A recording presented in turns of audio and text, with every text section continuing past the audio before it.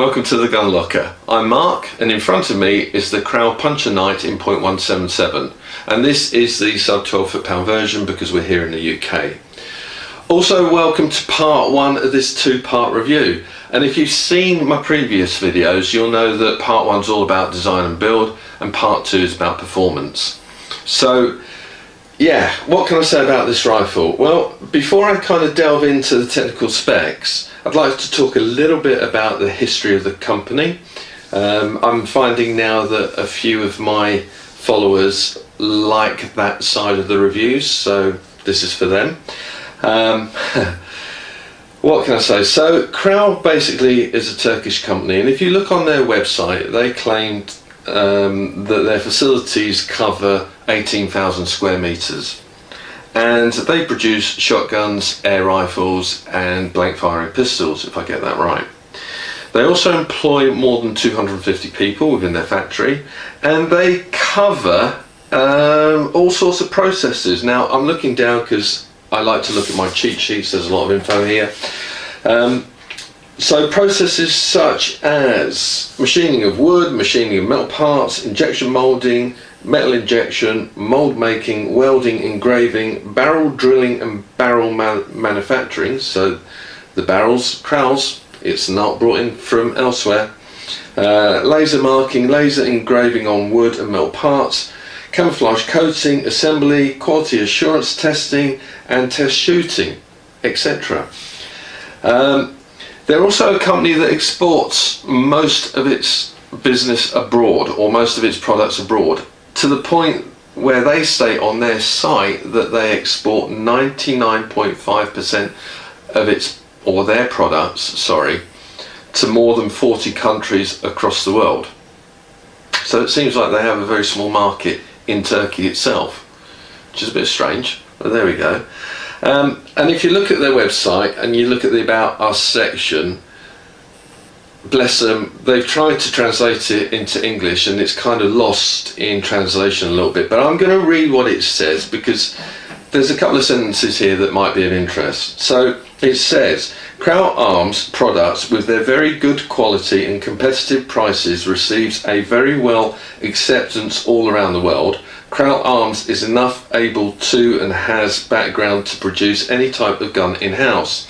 Our mission is to product the better to cheaper. Like for the last 25 years, as long as the world exists, we will continue to serve you. Well, if you read between the lines, and excuse the fact that it's lost in translation, it's quite a nice statement actually.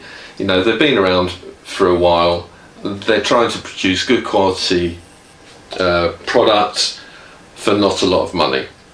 And when I say not a lot of money, this rifle without the scope, without the bipod, is retailing at around £625 in the UK. Obviously that may differ from dealership to dealership, but I think that's a fair price. Okay, so that's a little bit about the history and the background to the company. Should we dive into the tech specs?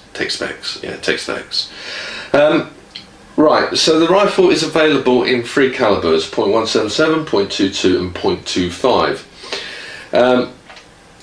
It's available also in two stock formats, that being Turkish walnut that you can see here in front of us, and a synthetic stock, which basically is black. I don't believe that's camouflaged. Its overall length from butt to muzzle is 930 millimeters or 36.6 inches. The barrel length is 570 millimeters or 22.4 inches. Now, there is a little bit discrepancy here when you look at Kral's website and you look at their tech specs. They say the barrel length is 580 millimeters, but I've had the shroud off of this and I've put a tape to where I can see the pellet probe seating the pellet within the barrel, and it actually measures out at 570 mil, so 10 mil difference in that.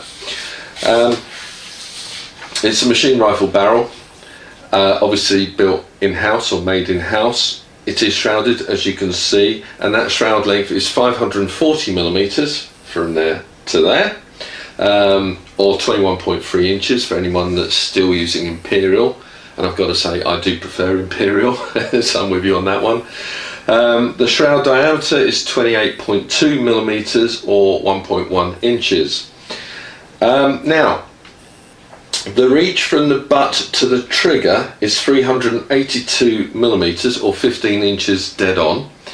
And the center of balance from the butt is 400 millimeters or 15.7 inches. So it's roughly about there where my finger is. Central to the rifle. Now, obviously, if you've got a scope on there, it's going to throw the balance a little bit. But it feels nicely balanced when you put it to the shoulder. It is weighty though. So yeah, what else can I say? So the bottle, 500 cc's, with a max working pressure of 250 bar or 3,625 psi. Now, the recommended working pressure is about 200 bar or 2,900 psi, and I personally wouldn't fill it more than that because it does have one of those safety burst seals fitted within the mechanism, and if you push it and that seal bursts, as I've said before, it's a trip down to your dealership and hopefully they can repair it for you. Right, so no carbon bottle option on this, no plenum, it's not regulated. Because it's not regulated, there's no adjustment to that regulator. There's no adjustable hammer spring on this, so it's very, very basic in its mechanism, but that's not necessarily a bad thing, and we'll find out how well it performs in the second part of this review. If it's anything like the high cap, I'm expecting good things. I really am. It does have a transfer port adjuster. The knob is here, and there is 5 settings to that, and again in the performance test we're going to try that out, see if it makes any difference. The weight unscoped is 4.16 kilos or 9.17 pounds. Now again, if you look at Kral's website, they state that the average weight of their rifles unscoped, obviously without the bipod, is 3.95 kilos or 8.7 pounds, and that's for the wood stock version, not the synthetic. So there's a bit of difference between their figures and mine, and I have weighed this, and I weighed it a couple of times and it did come out at 9.17 pounds. That could be down to the density of the wood, it could be down to the fact that it's a cold, damp environment at the moment. You know, we're in February and that wood can absorb moisture, so it is going to get heavier. And I will say that I'll talk a little bit more about this further on into the review, but it does look as if it could take on some more walnut oil. It looks a little bit thirsty for it. So yeah, the discrepancy in weight could be the fact that the stock is holding some moisture. Price wise, well, yeah, 600 and looking at the ticket, £629. Apologies if I said 625 previously. It's £629 that it retails at, and it comes with Kral's hard case that you can see to the side of me here. It comes with a fill connector, which is a Foster fill, and I'll just show you where that goes. That comes, oops, it's a bit slippery. Let's see if I can get this off. There we go. Actually fits here. So it's a Foster fill connector, nicely located, by the way. But what I have found with that is that because it's located on the left side of the rifle and the manometer is located on the right side of the rifle, it's a little bit awkward to, when you're filling it, because your whip is coming in from this side, just looking at the gauge and filling at the same time. It would be nice if they were both located on the same side of the rifle. Makes it a little bit easier. What else can I say? Yeah, so it comes with a case, it comes with a fill connector, it comes with 2 rotary magazines, and being 177, these are 14 shot magazines, and it comes with a single shot tray. So that's what it comes with. Now, going back to Kral's website and looking at their tech spec, they've given us some figures, some performance figures for the three calibers, .177, .22 and .25. Now, they don't mention on their site what weight of pellet they're using. So I really don't know. And I can only assume that the test range is going to be from 250 bar, which is their maximum working pressure, to the 100 bar when it cuts off into the red. As I say, information's a little bit lacking on their tech spec, but let's assume that range. Now, what they're saying basically for the 177 is they're achieving a power output of 15.49 foot-pound or 21 joules, speeds of 900 feet per second or 274 meters per second, and a shot count per fill of 168 shots. In the .22, they're claiming a power output of 32.45 foot-pound, 44 joules, 900 feet per second and 274 meters per second, and a shot count of 144 shots per fill. And in the .25, figures are 38.35 foot-pound or 52 joules, 820 feet per second or 250 meters per second, and a shot count of 120 shots per fill. So obviously figures for the full power FAC versions. Again, like a lot of European companies, when you look on their websites, they do not give us figures for sub 12 foot-pounds, and it really is annoying. I do get the feeling now that, you know, good old Blighty is almost a second-rate country now with regards to manufacturers of air rifles, because we have this sub 12 foot-pound limit. Please, please, please, Kral and anybody else that's producing air rifles, can you give us some tech specs for sub 12 foot-pounds? Now look, we are a big market, we do have our limitations, granted, but there are a lot of enthusiastic air rifle shooters in this country, and they would appreciate a little bit more respect. Anyway, that aside, let's start talking about the star ratings that I've given this rifle for design and build.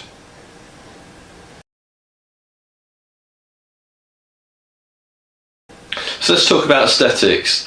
Well, I've rated the rifle 3.5 out of 5 stars, and I'm kind of chuckling to myself a little bit, if you can see me smiling, and that's because, in all honesty, I like the look of the rifle. It is quite robust in its appearance. It looks as if it can kick ass, should I say. Whether it does or not, we'll see. We'll find out in performance part of this review. It looks heavy, it looks robust, it looks like it can take a knock. The stock is very organic in its shaping, and I do like it, but it's almost, how can I put it, Flintstone-esque, if anybody knows what I mean by that. Yeah, look, aesthetics is a very, very personal thing, isn't it? You either like something or you don't, or you can be on the fence. I do like it, I do like the look of it. I don't like it as much as the high cap. I think for me that was a better looking rifle, even though on many occasions I've said that I'd like woodwork on rifles. But maybe this has gone a little bit too far the other way. But no, what can I say? The stock is nice. It is Turkish walnut. However, it is crying out for some oil.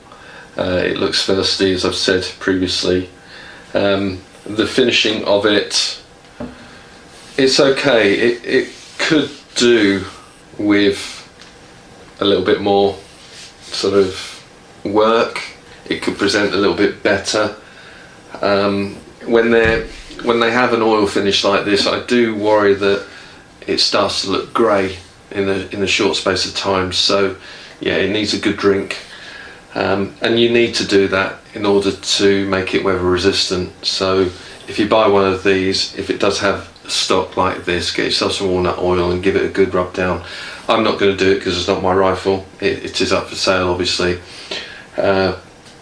It's, in my mind, it's crying out for a little bit of love, and I think that's what's happening with a lot of manufacturers now with these sorts of stocks. They're doing it to a budget and they can't spend too much time on them, and that's becoming more and more evident to me as I review these rifles. I'm coming across this quite a lot now. However, you know, it does look the part, so 3.5 out of 5 stars. Yeah, I think so. I think that's a fair review. So with regards to ergonomics, alright, I've scored the rifle 3.2 out of 5 stars, so you know, that's a good score. It's better than okay. It does have its limitations. You know, you've got a lot of these rifles now that they just have so much adjustability and so much kind of ergonomics built into them that kind of the budget end of the rifle is always going to struggle to compete.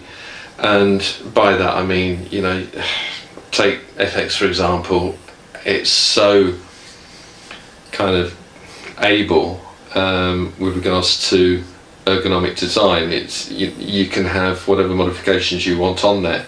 It seems, you know, the list is endless. So yeah, rifles of this sort are always going to struggle a little bit. Doesn't mean to say that they're not comfortable to shoot. It just means that with regards to ergonomics, they are limited. So they're never going to score sort of in the 4s and the 5s, purely because, you know, the stock doesn't allow that to happen. But let's talk about the stock. So it's got an ambidextrous butt. It's okay for left and right handed shooters. It's got an adjustable butt pad that goes up and down. It's just being lowered on this one, and it actually goes in and out with this one as well. It has an adjustable cheek piece that can go up and down. You simply loosen off the 2 screws that you can see on the side of the stock here, or the butt should I say. And it does have a form of a bag rider, you know, with the way that the kind of butt has been widened, if that's the right terminology, so that it has something that it can rest on that just doesn't dig into a bag. The grip is ambidextrous, so it suits both left-handed and right-handed people, but because it's a thumb hole stock, you only really have the one grip position. I suppose you could put your thumb and rest it against the manometer, and if you were a left-handed shot, you could rest your thumb on the probe, the filling port. So you could have, I suppose you could say that there are 2 grip types there, but mainly it's a thumb hole stock. Obviously it has the integral forend, and it's nice actually that the forend protects the bottle, and there is a brass fitting in the forend that allows you to screw a Picatinny rail on, as I have done here, but that Picatinny rail doesn't come part of this rifle, so all you would see is the bare stock. Yeah, that's really it with regards to this stock. With regards to the metal work, what have we got here? So we've got an easy reach cocking lever, but it is on the right handed side and it doesn't flip round to the left hand side. It's very smooth in its action. We'll talk about that in performance. It does have a manometer in the right place, in other words away from the muzzle to the side of the rifle. However, the manometer is here, the filler port is there on the left. So you've got the manometer on the right, filler port on the left. And that in itself makes it just a little bit awkward to fill and check that the pressure is rising on the manometer easily, because you kind of, it's just a bit odd. It would be easier if it was underneath, but obviously the stock is so deep I can understand why they've put the filler port where they have. It's just one of those things. It's to do with the design of the rifle. What else can I say? It does have an adjustable transfer port, and it obviously has a scope rail that's of a decent length actually, and it allows for nice placement of the scope, so you've got plenty of eye relief, and it does shoulder really quite comfortably. So that scope falls into eye alignment really nicely. I've not had to raise the cheek piece to get that comfortable position.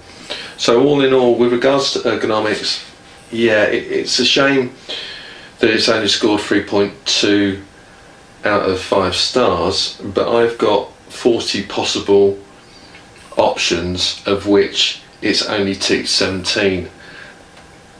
That's why it's a little bit low.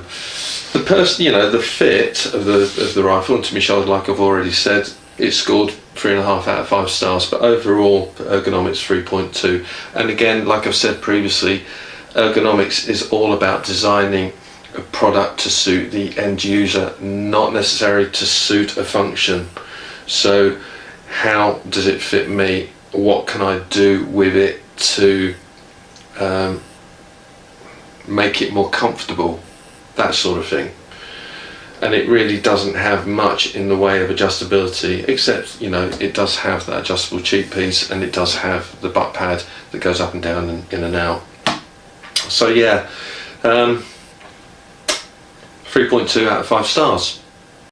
So with regards to the action or chassis, the air system and the barrel, so basically the metalwork, it's scored really well. It's scored 4 out of 5 stars. Now, I've spoken to a friend of mine who's a gun dealer and asked him whether there's any problems with these. Generally speaking, says no. If anything does happen, they're easy to work on because they're quite simple. They are robust. They're well put together. They're strong, and for the most part, there's nothing really to fall out with. It all comes together quite nicely. Yeah, I know that he's not particularly happy with the way the shroud screws into the actual block here, because there is a sharp edge, but we're nitpicking. The muzzle itself has a 1/2 inch UNF thread on the end there, which means it can accommodate a silencer, and I'll talk more about the noise of this rifle in the performance test. That's in part 2. But everything seems pretty robust with regards to the metalwork. It's solid. It doesn't look as if it's gonna kind of be affected by much, shall we say. The trigger itself is a 2-stage adjustable trigger. I don't want to talk too much about that just yet, because again that comes into part 2. But what I will say is that to adjust it, you do have to take the stock off, and also you've got to take the shoe off the post in order to be able to remove the stock from the rifle itself to make that adjustment. Now, I haven't made the adjustment on this rifle, and I will be shooting it as is, so straight out of the box as it were, because it's not for me to adjust it. Whoever owns this rifle, I would say that would be for them to do it, and it'd be worth looking at some of the videos that are out there online and just taking note of the way to do it, and taking a little bit of time. 1/2 an hour to adjust the trigger may pay absolute dividends, but again, let's see how this performs. I can't, as I say, there's nothing really to fall out with. It looks robust, it is robust. Yeah, 4 out of 5 stars, and that's for the action, the air system and the barrel themselves. Now, when it comes to the performance part, that's something a little bit different. That's not build quality, that's how it actually performs, and it may score differently. I hope not. As I said before, I've shot the high cap and I was very impressed, and it has the same barrel a lot of it is the same, so I can't see that there'd be much in the way that's going to be different with this one. Now, with regards to the safety, it's non-auto, so it's a manual safety, and everybody knows that I don't like manual safeties on air rifles, but hey, it's just something that is the case with most of them. It functions well. It is at the back here, so forward for fire, back for safe. The one thing that I don't like with regards to its positioning is that it is all the way back here, so it's not within easy reach of your finger or your thumb, and it means the fact that you're having to take your hand off to engage, you know, the rifle into fire mode. I can just see people leaving in fire mode full stop.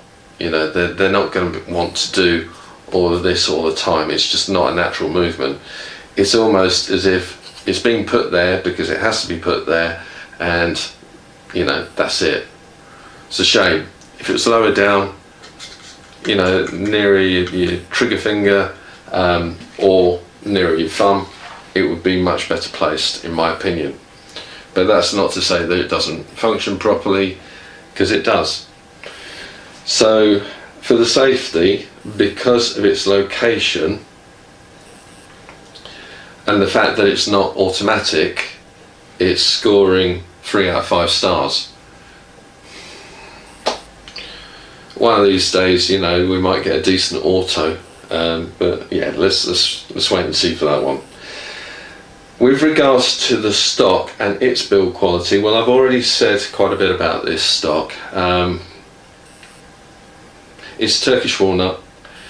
It's been nicely shaped, and there are no sharp edges anywhere. Nice bit of stippling to the pistol, well, to the grip, should I say. And it's organic in its shaping, but it really does look as if it could do with a drink of walnut oil, a good drink of walnut oil. And it's a shame that, you know, Kral haven't spent just that little bit more time in finishing it to a higher degree. But it's functional, it does the job, it's robust. I can't see it breaking in any way, and there are no cracks or splits, and very few machine marks, to be honest. So I've given the stock 3.5 out of 5 stars, which is, you know, it's still a good score.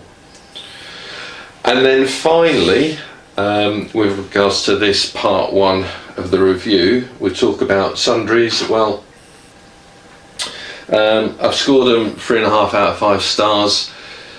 You all know my thoughts on these magazines, although what I will say is that with this, the faceplate is a lot thicker and it just looks a lot deeper, even though that's a .177. It looks more robust than, say, the Reximex's, you know, their magazines, even though they're on a similar style as these. And the actual single shot tray itself has been sensibly created. It's nice that the breech is a little bit wider, because that makes it easier to actually load the pellets. So yeah, not a lot to fall out with those. The other sundry item, of course, is the hard case, and what I will say about that hard case is, although it's substantial, they are prone to the lugs snapping on them, you know, where you get the catches. So just look out for that and be careful with the case. But apart from that, it's, you know, it's a good robust case that actually has wheels on the end, and you can pull it along, which is quite nice. So guys, I've come to the end of this review, part 1, the design and build part. So how would you or your family cope if you were to die, become terminally ill, or diagnosed with a critical illness? By protecting you and your family when you need it most, our main focus and priority is you, the customer, when it comes to your insurance needs. Our team of protection advisors are extremely experienced, so don't hesitate to call now and arrange a no obligation, confidential appointment. At Insurite, we put you first. Now, before I show you the footage of me shooting this at 30 meters, a few things to bear in mind. One, I haven't tinkered with this rifle at all in any way, so I've not adjusted the trigger. It's as it is, out of the box.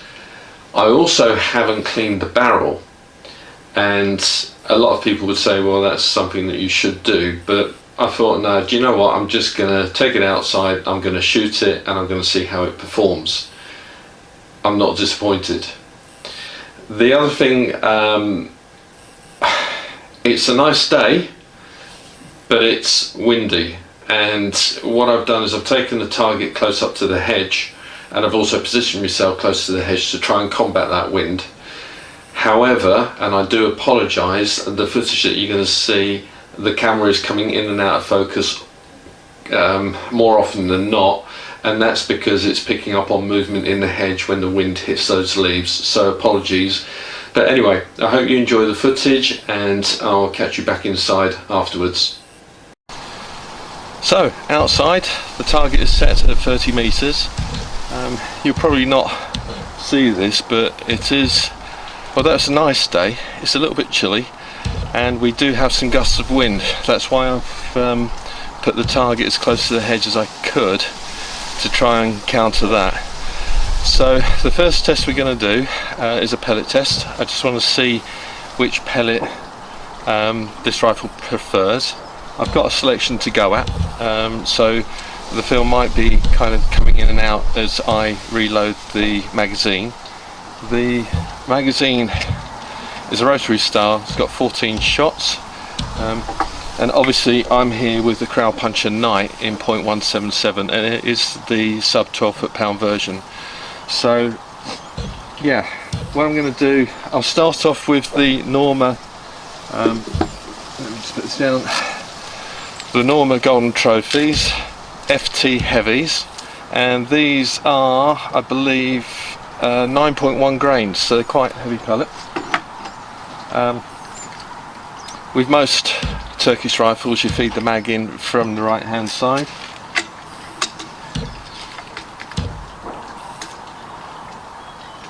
There we go. She's in fire mode, and this mag I'm going to put it in the top left hand target, so all I'm concerned about here is a group. I'm not bothered about it being close to the cross, although it would be nice if it was, but no, this is just purely a pellet test, so it's all about grouping.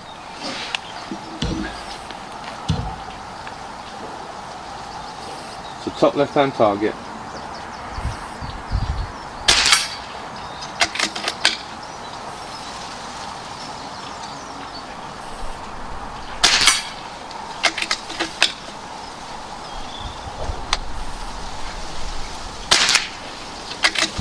That one flew.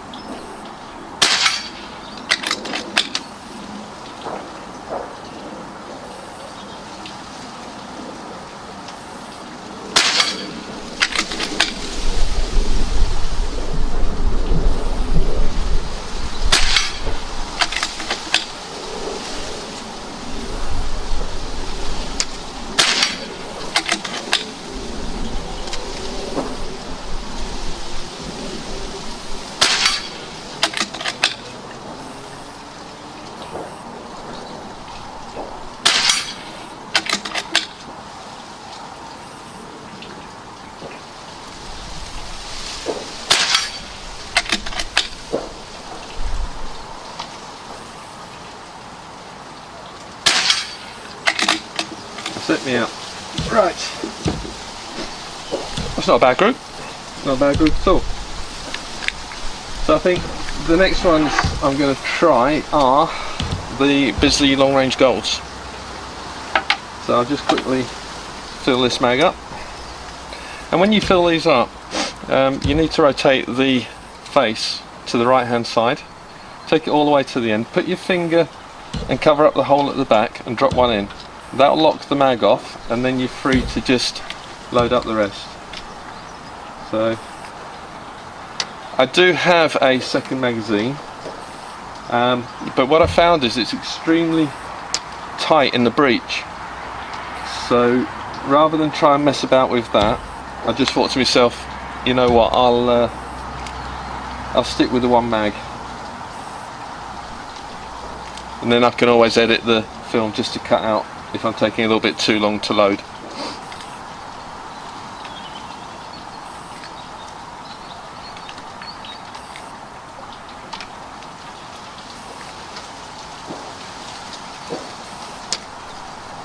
Almost there. Last one. Right. So that's the Bisley long range golds. .177. There we go.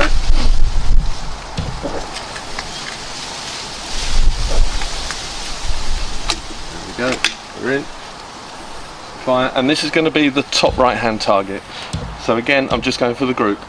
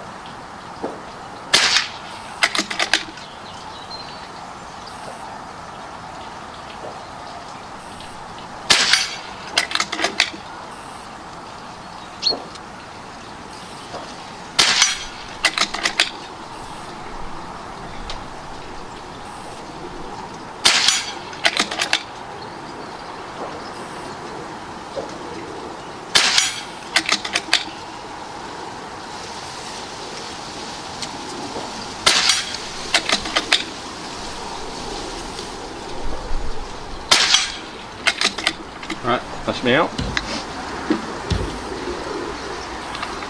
Not quite as good as the Norma, but not a bad group. And you can see I'm rushing it. I'm not kind of taking ages, because obviously the longer it takes, the more bored you guys are going to get. So next up, Diablo Fields from Kral Arms. Let's try these. Now they've always been a favourite of mine in the past, but just recently they've not been performing that great, so we'll see.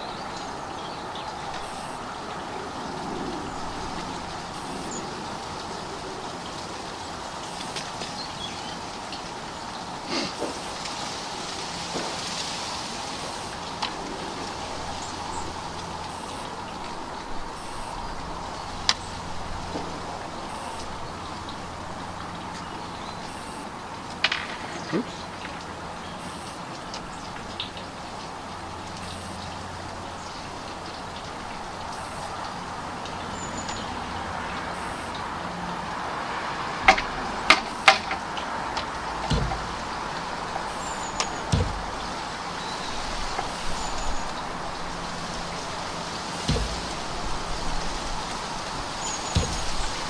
Now what is apparent with these pellets is that the skirt seems to be just that a little bit wider, and it's not falling right into the mag as the other pellet was, such as the Normans where they slipped in nicely. So I don't know if you can see that, but they're right up against the face of the magazine. So let's just see how these fire. That's the Air Arms Diablo Fields. And this time we're going to go bottom right hand target.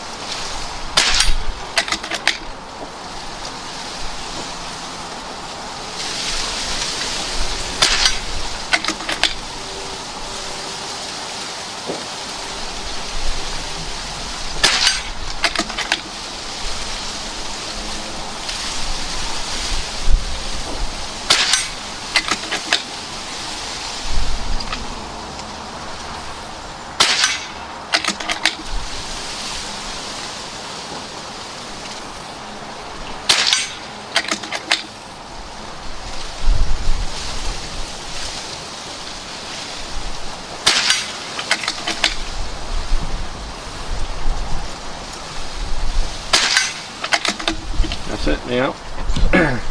Got to say, I think that was the better group. So what's up next? Okay, let's go for the JSB Match Diablos exact. These are 8.44 grains. Give them a go.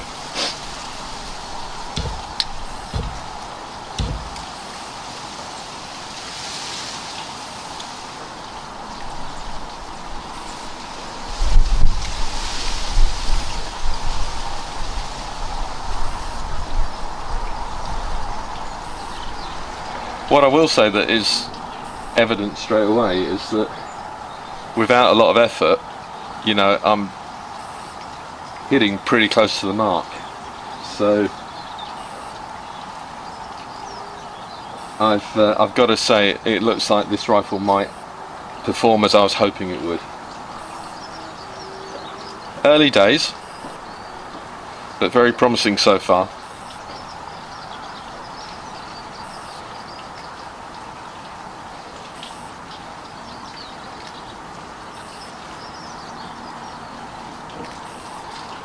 Right, so that's those, the JSB Match Diablo Exacts, and this is going to be the bottom left hand target.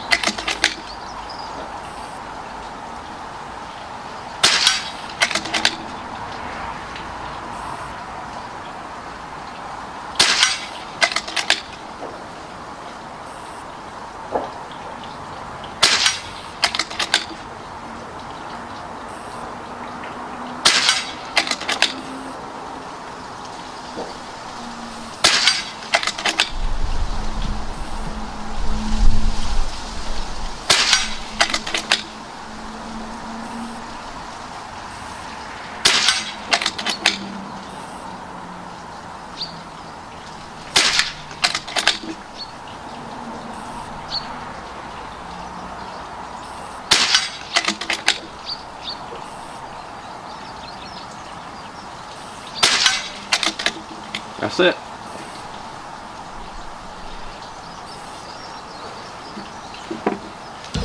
Okay, well, I think they're the winners. And that last group was lovely. There's a couple of pellets there that I've actually pulled, and I know that I pulled it, but for the most part, to get, what's that, 11 shots in, you know, the size of my fingernail, yeah, that's pretty good. So I'll go with these, and we'll do the accuracy test using these. So I'll just change myself over, and I'll be back to you in a minute. Okay, so I've decided to go with the JSB Match Diablo Exacts. These are 8.44 grains, and they're grouped really nicely. I've taken a few shots just to sight it in. Again, apologies, it is a little bit blustery, and that's why the camera keeps coming in and out of focus, because it's picking up the bush behind me. So apologies for that. Let's tell you how we go. So the first pellet, what I'm going to do is I'm going to throw this one away, because that's the one that when you put it into a magazine, it holds the mechanism in place. So I'm just going to go for a metal target with that one. And then the next 5 will be in the left hand piece of paper, and I'm going to put a pellet in each one of those targets, aiming for the bull, or as near to the centre as I possibly can. And then the right piece of paper, I'm going to use the centre target in there to do a group. And then obviously I'll measure the distances away from the point of aim, and let's see how accurate this is. Wish me luck. So this is a throwaway.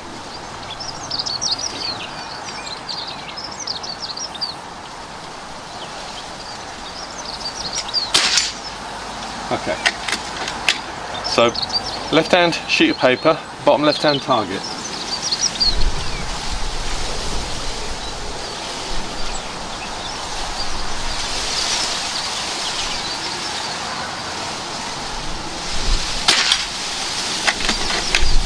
Bottom right hand target.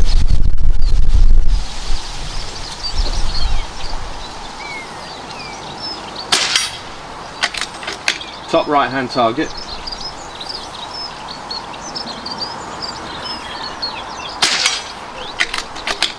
Top left hand target.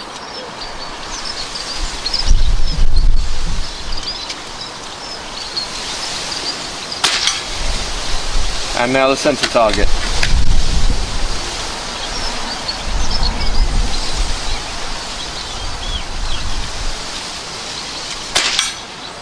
Okay, so now I'm going to go for the group on the right hand side.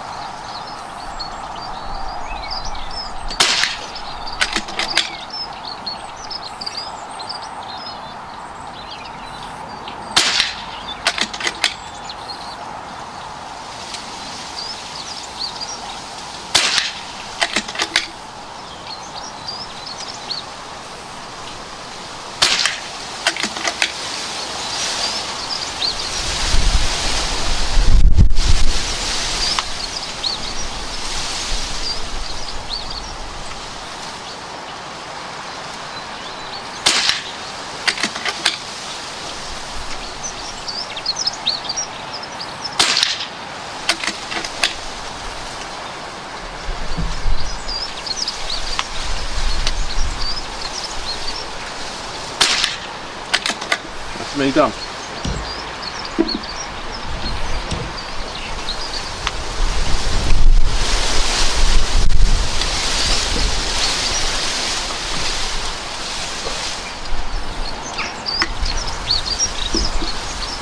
Okay, so the group I'm not really happy with. I think this rifle can do better than that. So if you forgive me, I'm going to try that again. I am struggling with these gusts, and you might have noticed that I stopped just to try and time it with the wind. But I do honestly believe that this can do better than that. So let me have another go.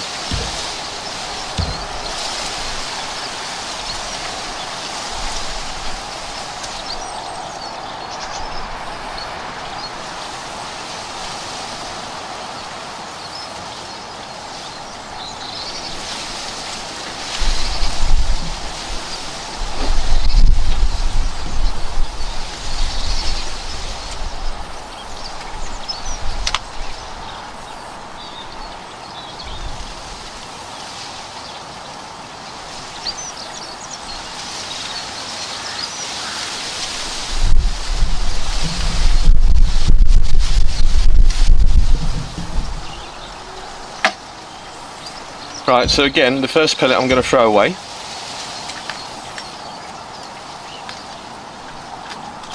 if I can get this loaded. There we go.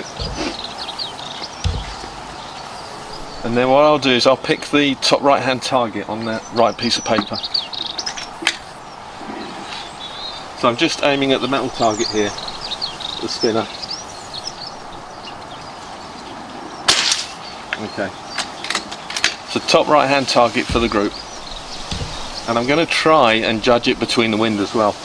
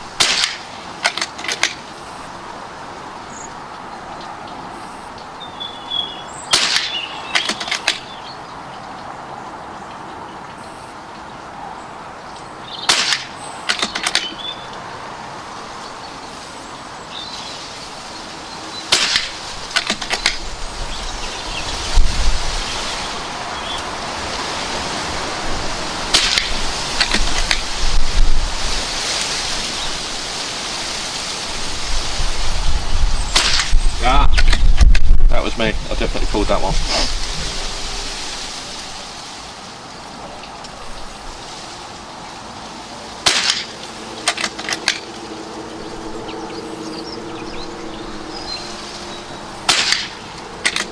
That's it, I'm out.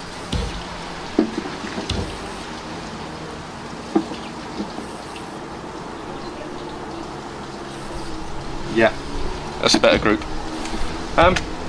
Guys, what I'm going to say is that this is straight out from the shop. I have not done anything with it. I haven't touched the trigger, I haven't cleaned the barrel. What you see basically is the first few shots that this rifle has had. Now, the trigger needs work. It can definitely be fine-tuned, and if I was to buy this rifle, I would spend the time to do that for sure. Am I happy with its performance? Oh, absolutely.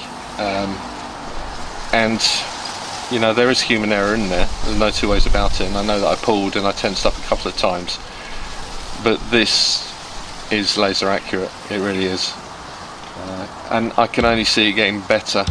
If the barrel is cleaned and then allowed to be leaded, bedded in after a few hundred shots, this will be superb, absolutely superb. So yeah, well done, Kral. I do like this rifle, I like it a lot, and whoever buys it, I can't see them having a time where they wouldn't enjoy shooting it. It's just such a pleasure, and it's so easy. You know, you basically point it and you shoot and it's on target. I mean, I'm getting annoyed because I'm ½ inch out, so you know, what's that, 12 mil out from the bull. Wow, over 30 meters, and most of the time they're pretty respectable, and we have got these gusts of wind, as I keep saying, but yeah, what a fantastic gun, absolutely brilliant. Anyway, that's it for the accuracy test on this. I'll see you back inside.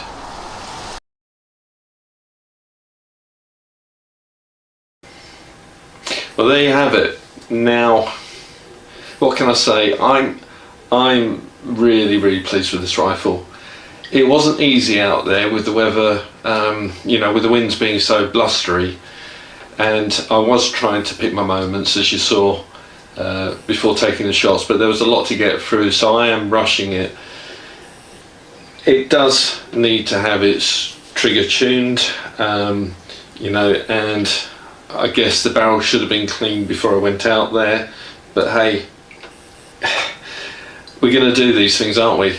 And I'm just pleased with the results, no two ways about it. Now look, I have got my score sheets here, so you know I do like to rate the rifles out of 5 stars, as you know, and this is all about the performance. So overall I can let you know that the rifle scored 3.7 out of 5 stars. The reason why it's not in the 4s and the high 4s is that there are a couple categories that's let it down. So with regards to the handling, overall I've given it 3.3 out of 5 stars.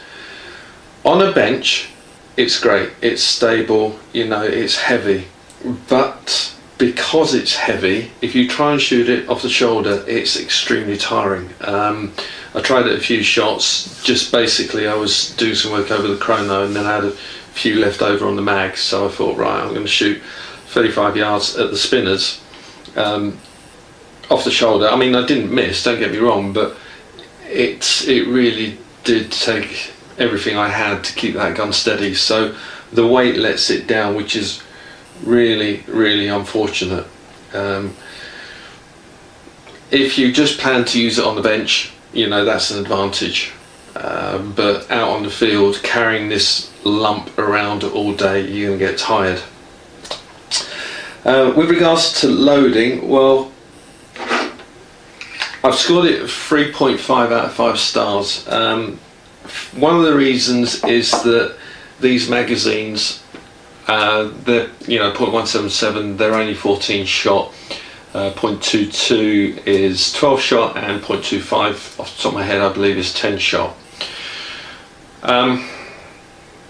They're, you know, when you're looking at the FXs where I think you can load up to 30 odd shots in a mag, you know, they're okay, but they're kind of nothing to kind of write home about, should I say. You know, they're okay, they do the job. And indexing, well, you know, the magazine that I was using, you could see that it indexed well. I wasn't kind of struggling with it. You know, the whole action from cocking the lever to pushing that probe back in, it indexed the pellet nicely. However, this magazine fits and this one is really tight, so I didn't end up using this mag, and that's why it took me a little bit longer to load between the pellet tests. So yeah, for loading, 3.5 out of 5 stars. Now the trigger, out of the box, without me messing about with it, again gets 3.5 out of 5 stars. There is very little by the way of first stage movement, and the second stage movement is, how can I say it, there's a little bit of creep there, and it is quite firm. So predictable, yes it is, but it really could do with half an hour, maybe an hour's worth of work, taking the rifle out of the stock.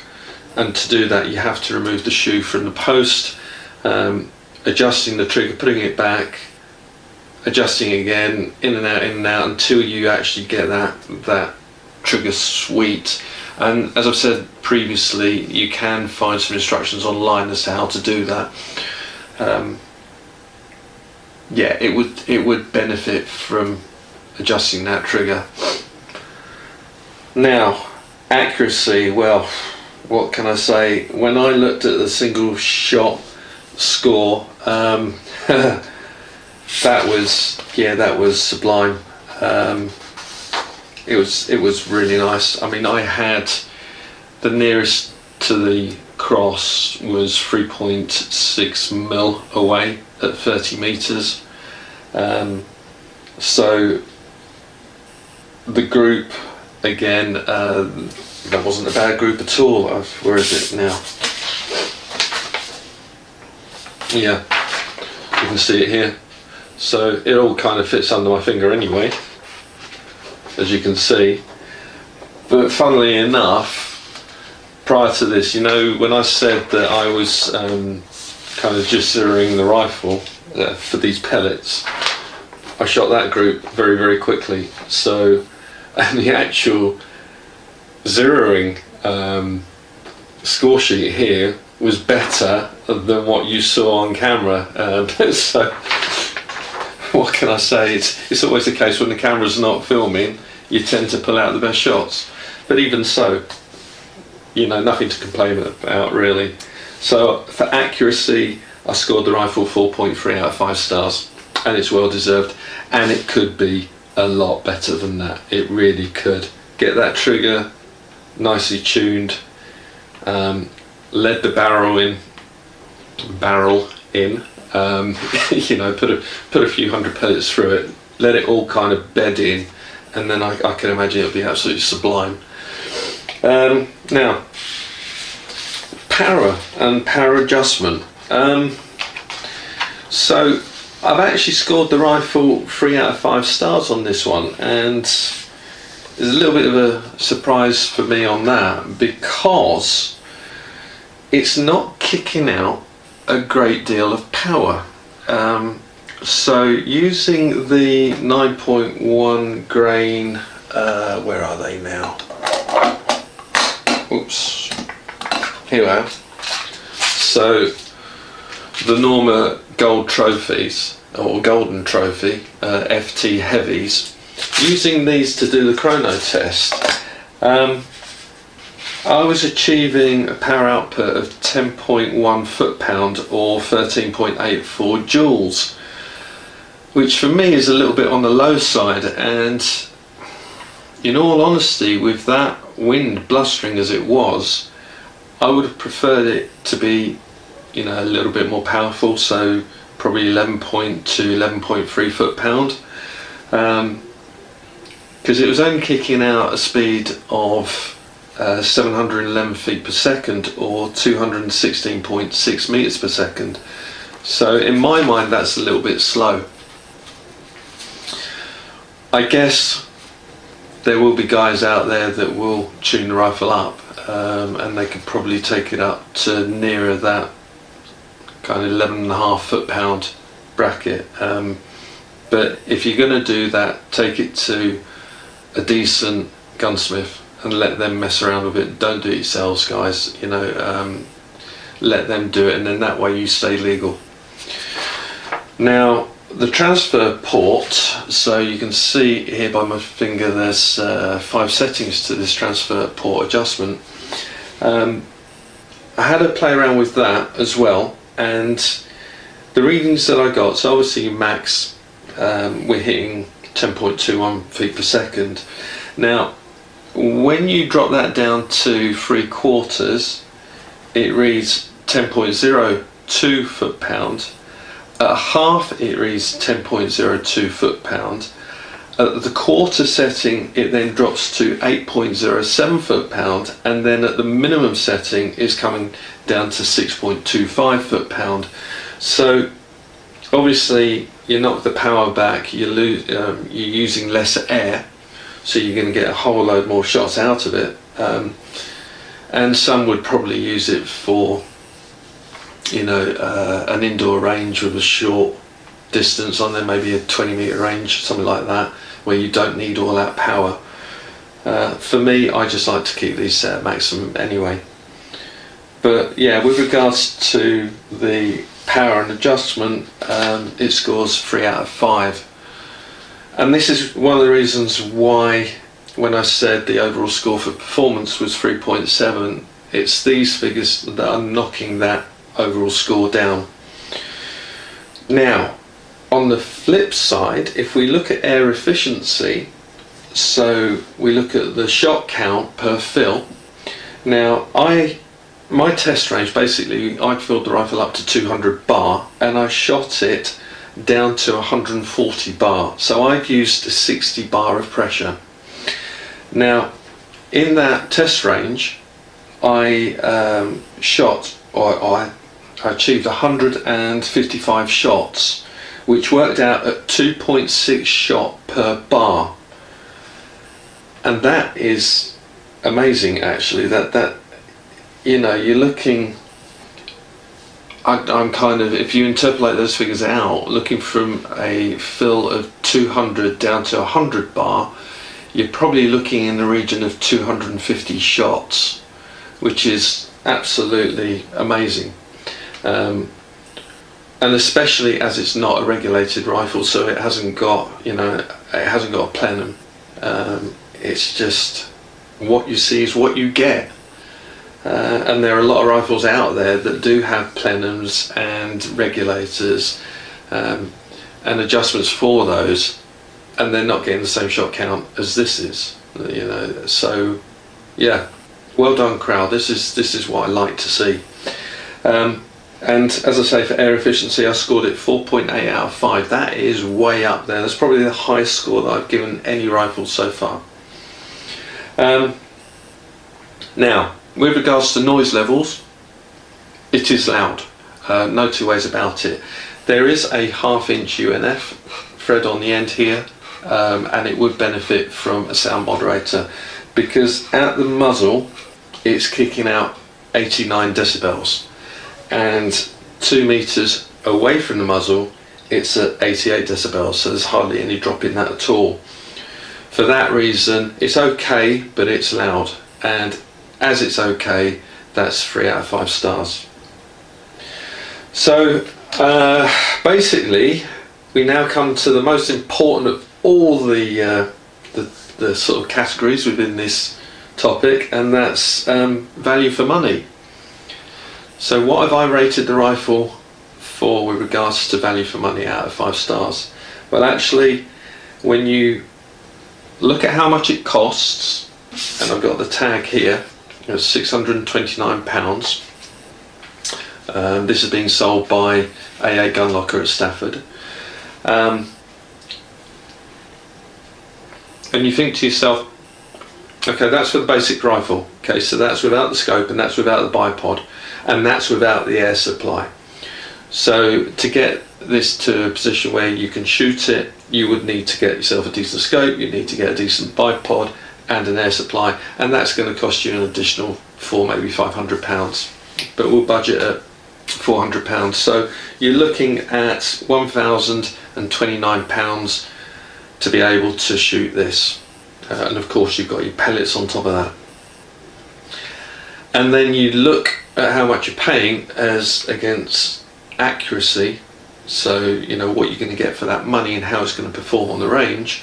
And with these accuracy scores, it's, you know, it's absolutely brilliant. So for value for money, I have scored this rifle 4.3 out of 5 stars. That is an amazing score, and honestly, whoever buys this rifle, if they don't enjoy it, well, I don't know.